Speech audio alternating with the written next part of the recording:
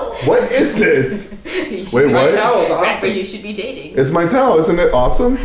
It's cute. Great. It's Theodore Roosevelt and a bear. Scorpio It's is cute. You should date Lil You Kim. like it. It's so cute.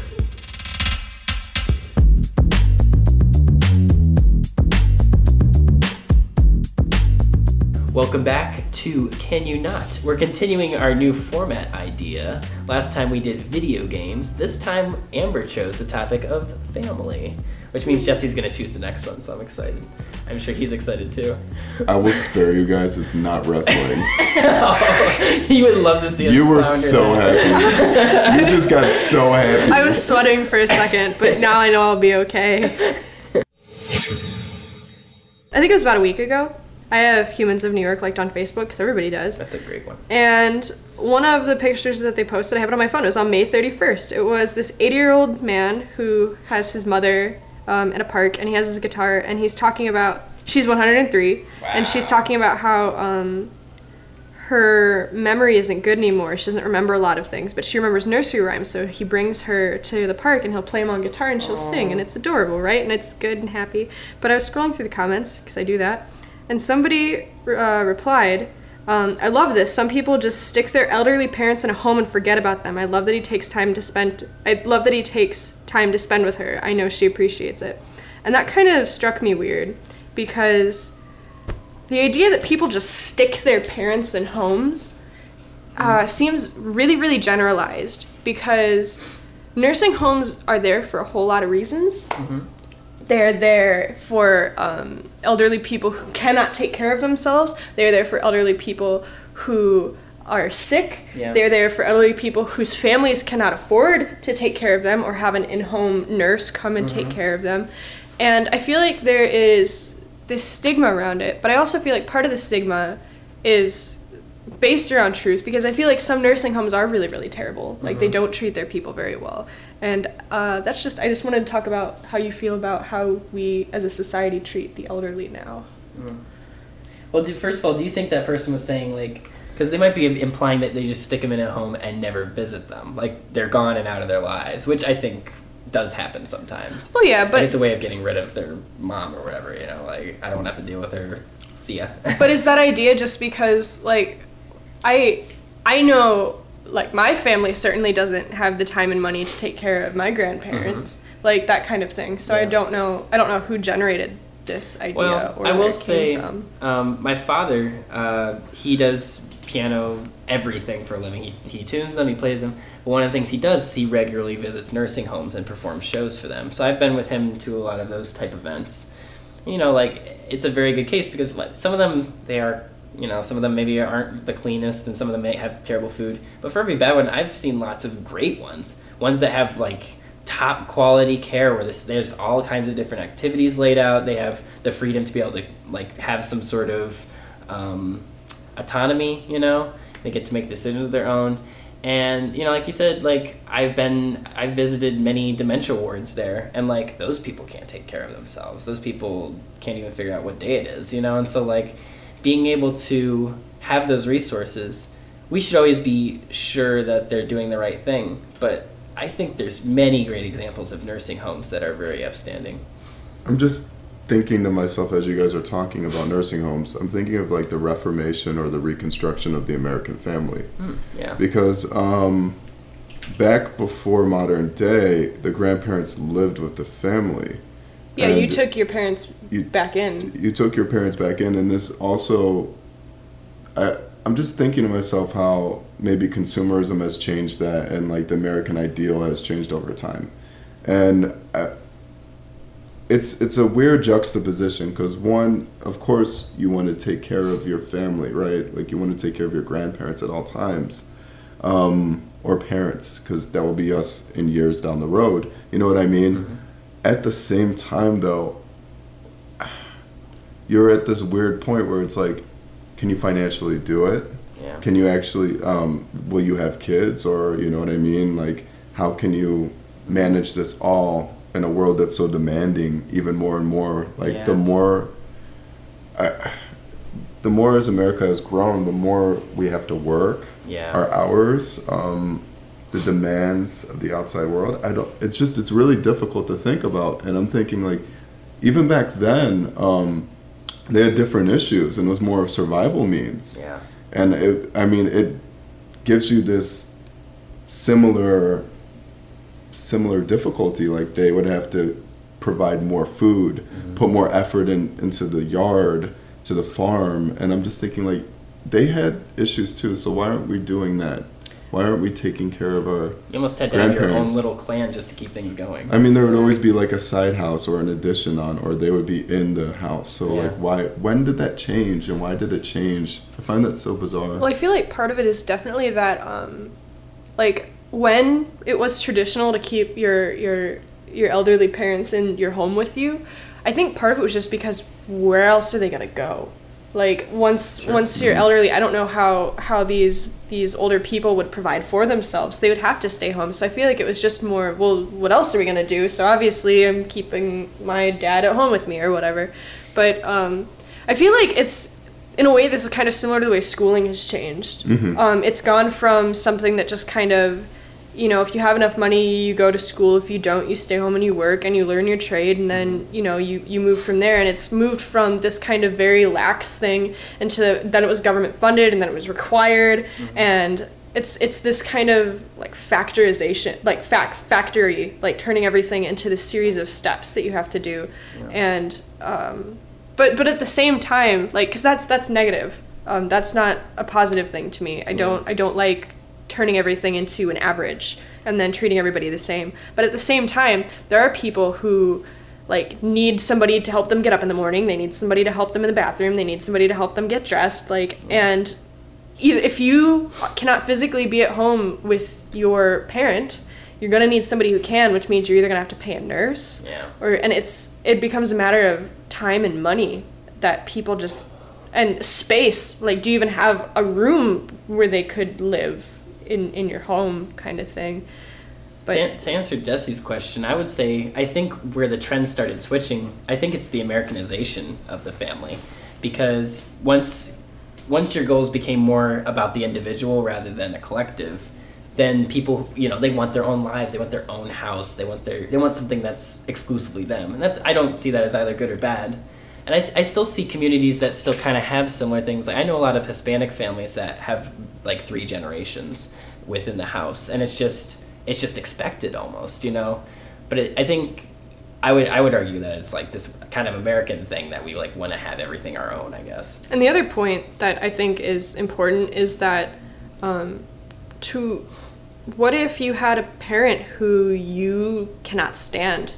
Like, what if you don't get along with your relatives for whatever reason? Like, is it still up to you to invite them into your home? Or is it then okay to say, well, you have the money for a nursing home and you can't take care of yourself. Like, you need care, and I can't provide that for you for, like, more personal reasons. Is that okay, or is that suddenly in the wrong? You know what I mean? Because there are lots of cases. Like, I mean, there's certainly extreme ones, like abuse and that kind of thing. Yeah. But even on lesser levels, just where, like, when at one point do you start?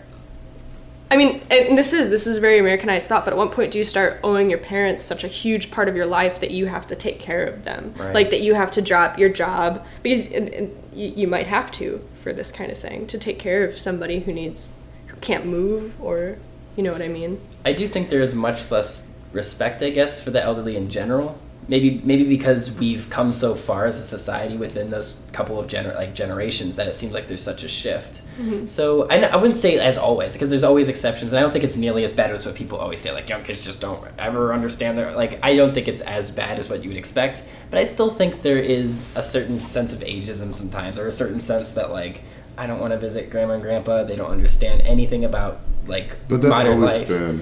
That's always been, in my opinion. Yeah, but I feel like at least there was always, like, at least a sort of built-in assumed respect for the elderly, and I don't feel like, and, like, again, like, I don't see this as either good or bad necessarily when it comes to, like, the reasons for it, but I think there is much less, like, inherent respect for the elderly, I guess. Well, in an American context, because we have to completely stay in this context. Mm-hmm. We can't just talk about, like, all over the world. I'm just thinking to myself, like, there's a huge divide between the older generation and the younger generation based off Especially of now. ethics and values. Yeah. And right now, I think the lack of respect is coming into play of your vote is literally defunding things. It's literally killing people, whether you like to believe it or not. It's disenfranchising women, you know what I mean? Like we see it as a broader scape. They see it as how can we vote to get our best interests. And this is a fundamental change that's been happening in America for the past 20 years. But right now it's exploding in everyone's face that is older, and we've been saying, like, we've been seeing this happening. The other thing too, just as far as divides go, is technology. Technology Like, is we literally huge, yes. live in an entirely different world Yes. than most of like our grandparents even ever dreamed of. Yes. So trying to that back and forth, like Grandpa's reading a newspaper and I'm playing Angry Birds, and Grandpa doesn't even know how the screen works. Like, you know, it's. I feel like that also really helps with the chasm that we have. I was reading this article, and I was also thinking about other families, like friends' families and stuff like that, and parent dynamics within the relationships. And this article goes into detail about how dads who yell, they actually are not giving any kind of teaching to the son or the daughter, and it's not reformative. It doesn't serve a purpose. When the mother does it, it's purposeful. Statistics have shown and studies have shown. And actually, the more kids see their fathers yell at them and also get into fights with other people outside of the family, it enhances this lack of social skills and also social meaning and empathy. And I just thought it was really interesting. And yeah, so it like when a mother is doing this, When you say yell, do you mean yelling at? like yelling at the Okay. child. Yeah. When a mother does it, it's seen as purposeful, like I said before, and the mother is seen as someone that enhances the family, but the father actually is very autonomous in his role, and is seen as someone that engages more with strangers. So the child sees the father talking to the car dealer, or you know what I mean, because they're leading the conversation. So you see the arguments or the way he perceives someone, you know what I mean? Yeah. And the child learns from that cue. So I just thought that was really interesting, and that fathers are solely seen as the disciplinarians. And that they actually learn more of the outside relationship skills from their fathers and mothers. Interesting. So I don't know where to go from there. I wonder, you know, like for me, when my father, seldom, but when he did yell at me, I didn't feel like I gained much from it. You know what I mean? But when my mother would yell at me, it like impacted me so much for some reason. Is it because we see the father as someone that is abrasive? You know what I mean? I don't know. So I just wanted to assert that or throw that out there. I had a very similar experience with like, you know, like it was always like when my mom would get angry, I knew like I would feel. I mean, not that I didn't feel bad when my dad angry, like yelled at me, but like it was always a completely different experience. And it was usually when my mom was frustrated beyond being able to like put it into words or something like that, you know. And so like maybe that is maybe are men taught in general that yelling is a more common form of expression, whereas women are taught, you know, you're never supposed to raise your voice, you're never supposed to, that kind of stuff. Like, is it only because that's like a tool that is constantly thrown in men's faces with no or little repercussions, I guess? I don't know. I'm trying to think back right now, and okay, literally the only thing I can ever remember my mom yelling is Amber Elizabeth, like at me, like when I'm doing something and she'd get mad. I can so distinctly like hear her saying that, but otherwise I don't really ever remember her yelling.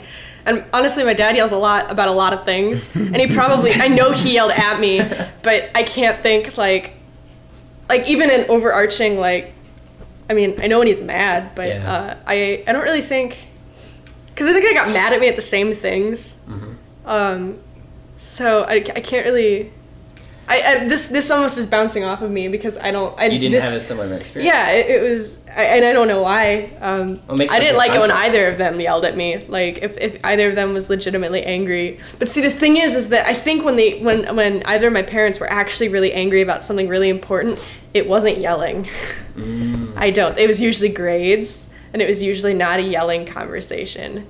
At least I don't think it was. Yeah. My dad's probably gonna come back at me like, "You're wrong. I don't remember it that way," and I don't, But I would love to hear the comments from on this episode. But yeah, I don't know. I think, and I'm not a parent, obviously, so I'm not going to pretend to be authoritative. I can only go by what I've learned from talking to other parents and reading stuff from other parents, stuff like that.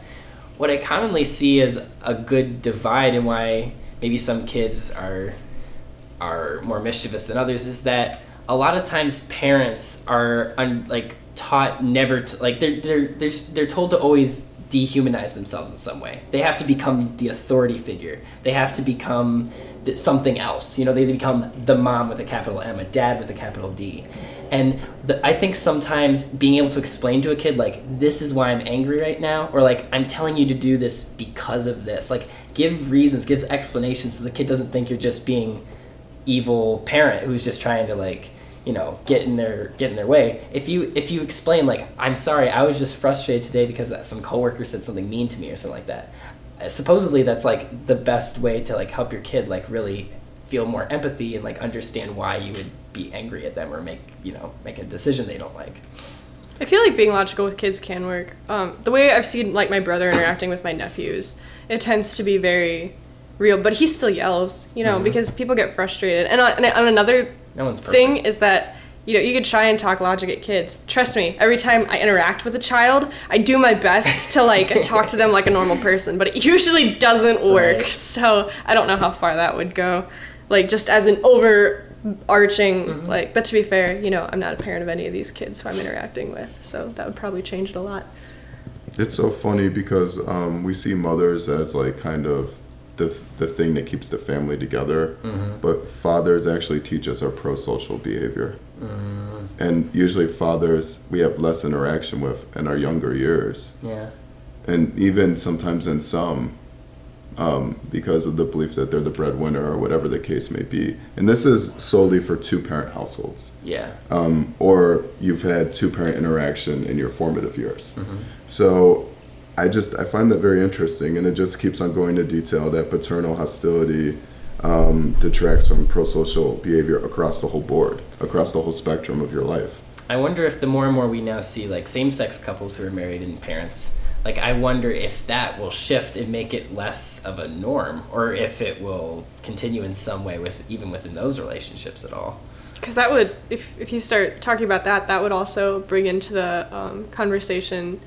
How people always say, "Oh, who's on top?" They try and impress these. It's the norms of the society. Binary. Yeah. So who's the man and who's the woman kind of stuff. I feel like that could make that crumble, unless there's one person who is more who does display the characteristics of the dad figure more. It would that would be an interesting thing to study. Yeah. But I don't know. I'm still trying to think of a specific thing either my parents have yelled at me about, but it's hard now because I haven't been yelled at by my parents in 2 days. A little bit longer than that. Okay, 3. That was funny. 3 days. I guess it's just I think the scary part too for a lot of parents is that there's no 100% right way to do anything, and inevitably we are all just people. There's no, trying to fit into these ideas of what we have of being a parent is always never going to click completely, because those things never truly existed, because people are not going to fit into a simple box. You can strive for certain goals on how an inspiration from the past and how you want to manage those relationships, but you're never going to be that one thing, I guess. And the other thing too is these studies take huge amounts of people. I hope they take huge amounts of people, but and they analyze them. But this is one factor among the billions of factors in these people's lives. So they always say you shouldn't yell at your kids. You shouldn't talk with hostility at your kids. But I have friends who were just yelling constantly. I remember as a kid, like, always, they were just screaming fights, and they turned out to be great people. Like, you know what I mean? Like, these are factors. Maybe they do make this person slightly one way more, slightly more the other way, but, you know, there's so many facets. I think they're looking more at how the father can be autonomous and how the father's argumentation or hostility towards a child with no kind of relationship building skills goes into play. So I think there's a lot of factors, and I think this also instills like this masculine society where the man can do what he wants and how he can express with vulgarity while the woman is seen as like irrational if she explains it in the same context or the same kind of forceful way.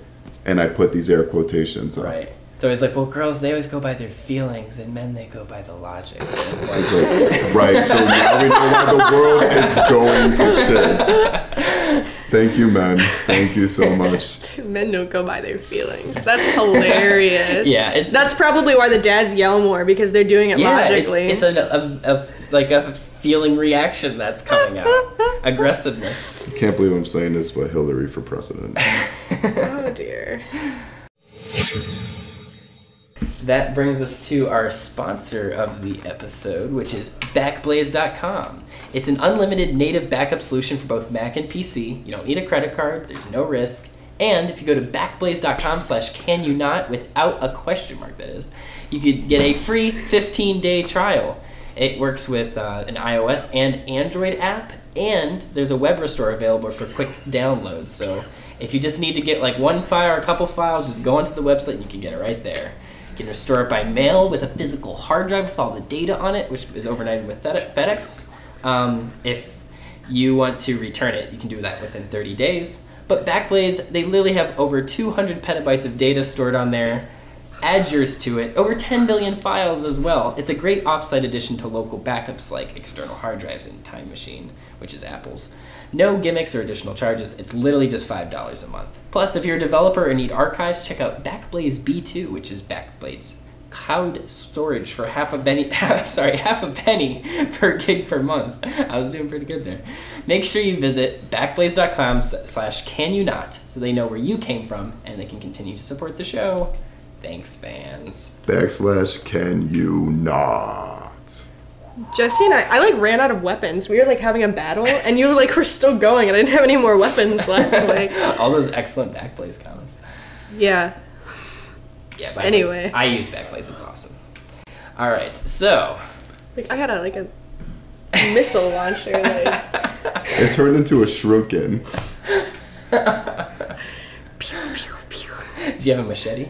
Jesse got that one. I got that one, and then I also got a lightsaber. I got my bow and arrow out, but like we ran out of weapons. Very Katniss. I'm loving it. I am. I'm the most. You just bought the Katniss. Hunger Games. Yes, I bought the first one, the movie on DVD.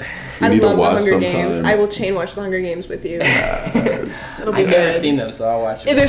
The Hunger Games is the only series where they tell the story better in the movies than they do in Really? They do I really like the much books. better. I will say I read the first book. The movie made me cry. Wow. The book didn't. Especially the music is Stop. that one Taylor Swift song. That one Taylor Swift song. That was in the third movie, I think. I have no idea. It was in the third movie, part one. I know that That's whole still song. really good. I could play it on guitar. So oh my good. god, it hurts. No, it was in the second movie. It was I in the don't second even movie. know. Is Yeah. That's our review of the Hunger Games. My topic. Sorry. My topic actually ties in a little bit with Amber's, actually.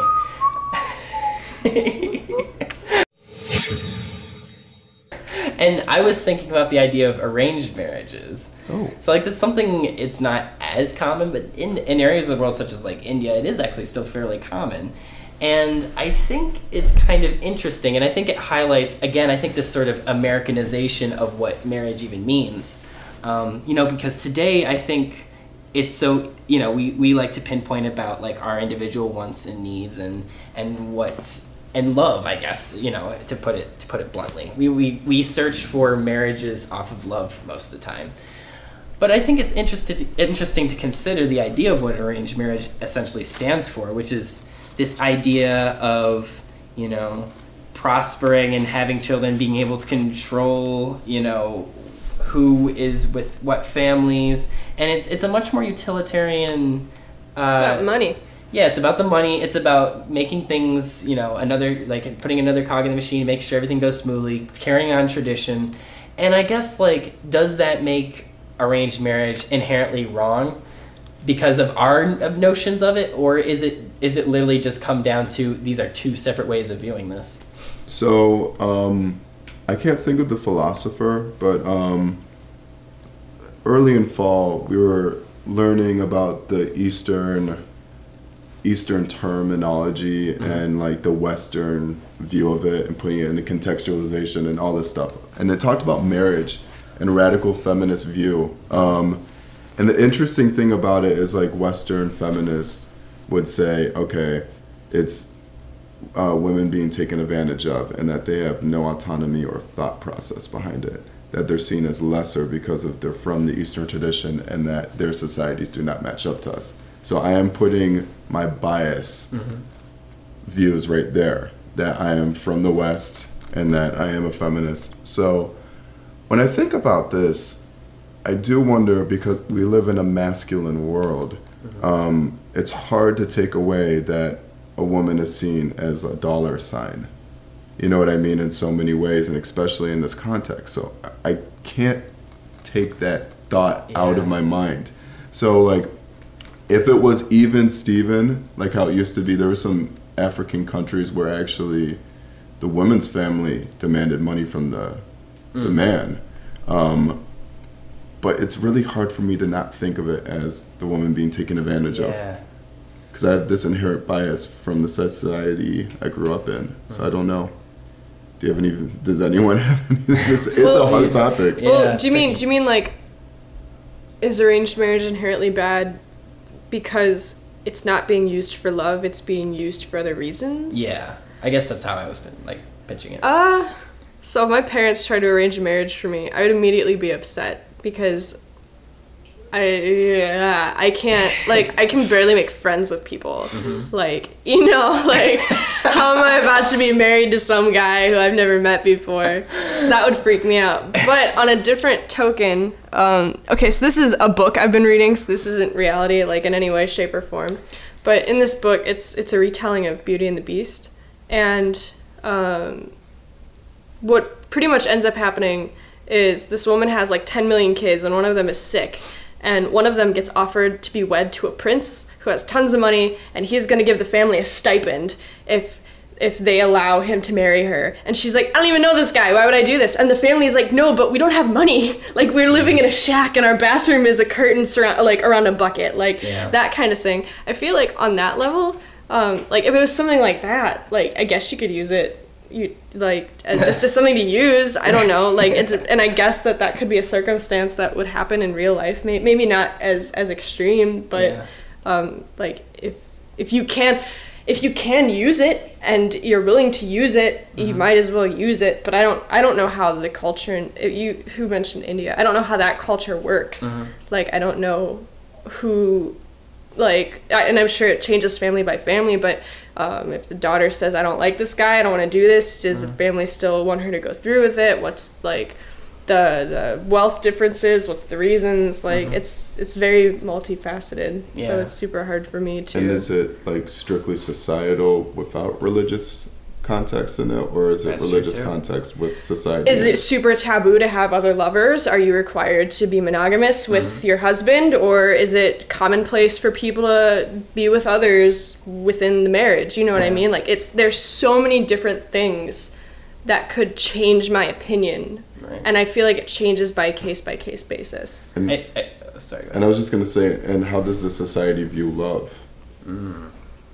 And because I was reading one of the studies associated with it, and at least what it was claiming was that people who had been in arranged marriages, on average, reported higher satisfaction than people who found partners with love. And again, maybe that's because their society wants them to say that I don't know. And it also depends on what they mean by satisfaction. Right. And like I said, and that also depends on what are you looking for and what are the other things that you're allowed. Right.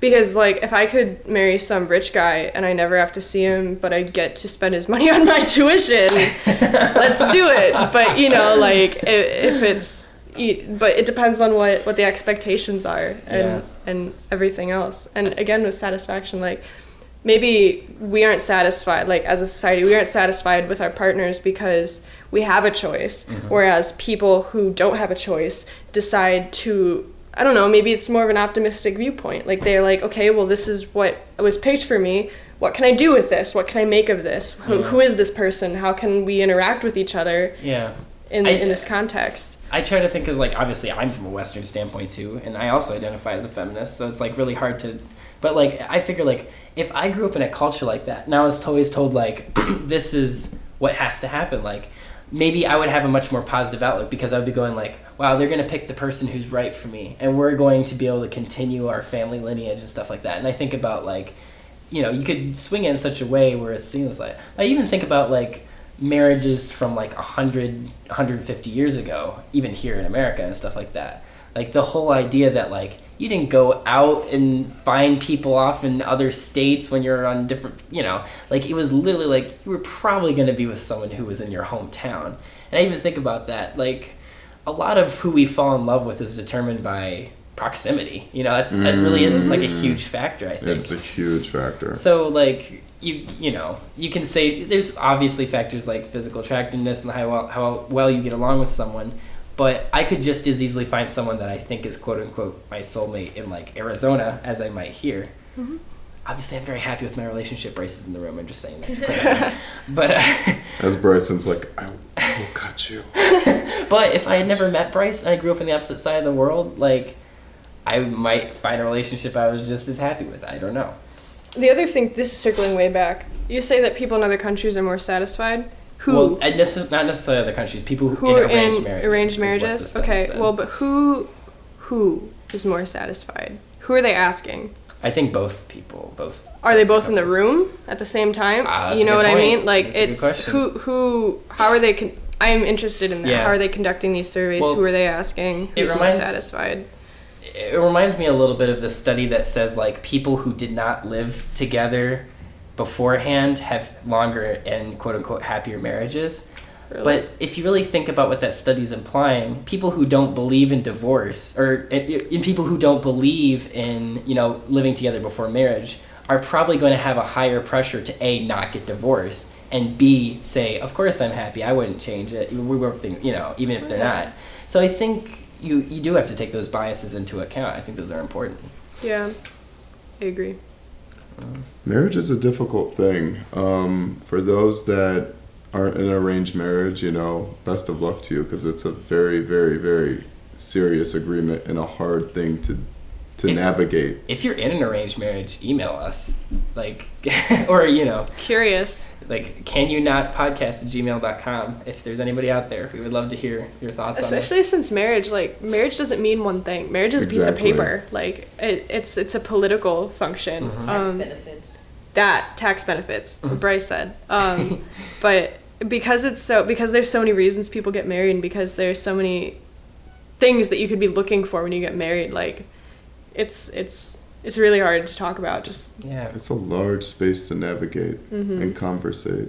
It's massive. It's massive. I would love to learn more about it though. You know what I mean? Because inherently, just being like a Western feminist, I want to be like, they're being controlled and their body is dollar signs, and like, I'm just like, I need to chill out. Maybe it's more nuanced. I really need to chill out. Like, I need to hear different point of views, and I need to respect everyone's tradition. All right, nice ending. Probably a documentary on Netflix about that somewhere. Probably. Some white guy saying like, I never knew this existed. For some reason in my head. Look at me eat their food. For some reason in my head, you were just Guy Fieri. Just immediately. Why does everyone know my infatuation with that character? The only marriage I believe in is between me and this donut.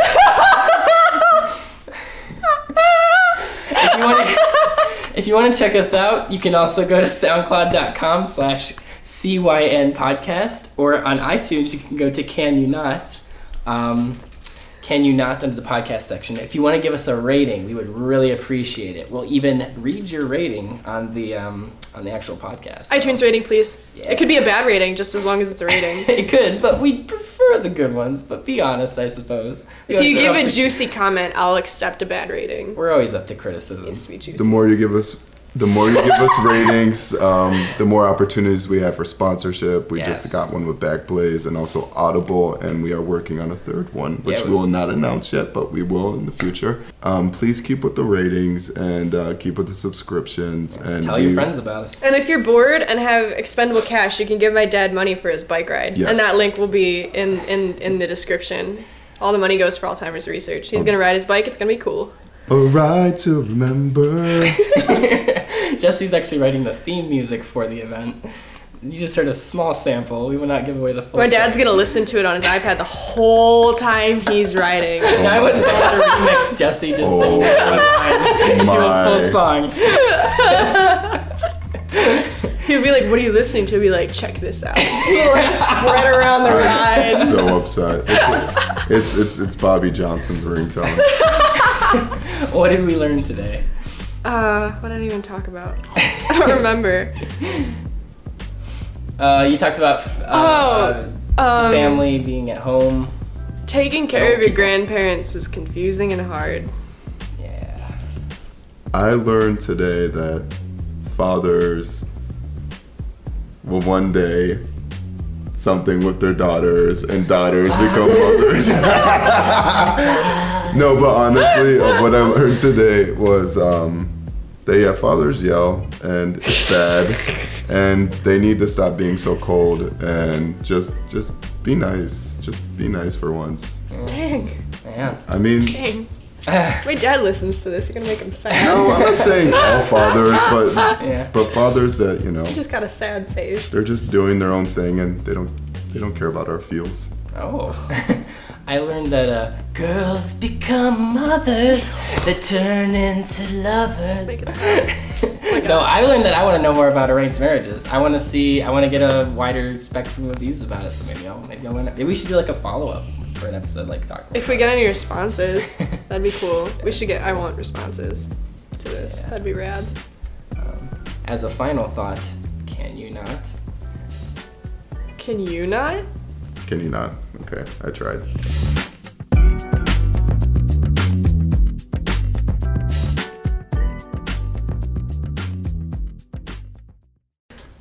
Bye.